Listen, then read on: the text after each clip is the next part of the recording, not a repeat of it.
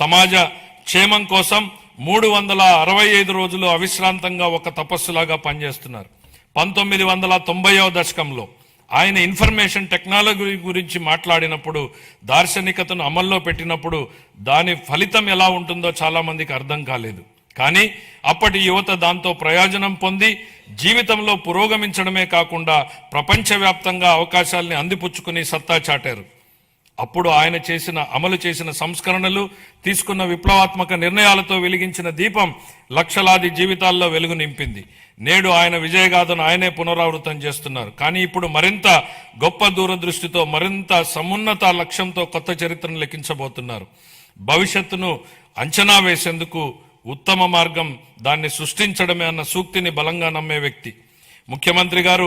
Deep tech, AI, quantum computing వంటి ఆధునిక టెక్నాలజీలు ప్రతి కుటుంబం నుంచి ఒక ఎంటర్ప్రెన్యూర్ వంటి విధానాలు కేంద్రంగా ఆయన ఇప్పుడు రాష్ట్రాన్ని సరికొత్త శకంలోకి నడిపిస్తున్నారు.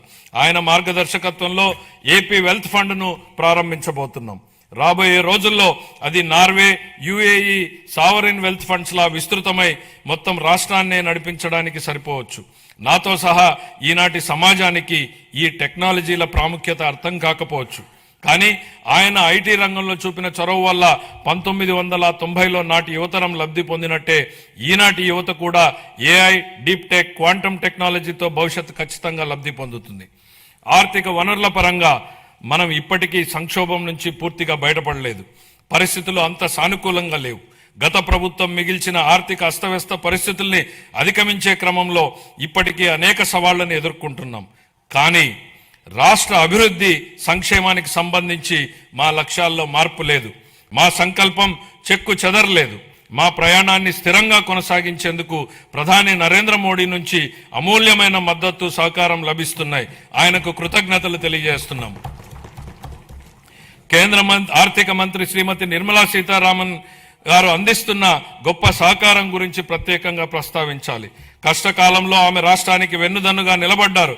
పోలవరం ప్రాజెక్టును మళ్లీ గాడిలో పెట్టడం, రాజధాని అమరావతి నిర్మాణాన్ని పునఃప్రారంభించడంలో పూర్తి సహకారం అందించారు. రాయలసీమ గ్లోబల్ హార్టికల్చర్ ప్రాజెక్టును ముందుకు తీసుకెళ్లేందుకు అవసరమైన తోడ్పాటును అందించారు.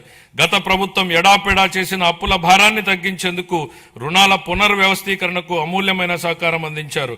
ఆమెకు హృదయపూర్వక కృతజ్ఞతలు తెలియజేసుకుంటున్నాను.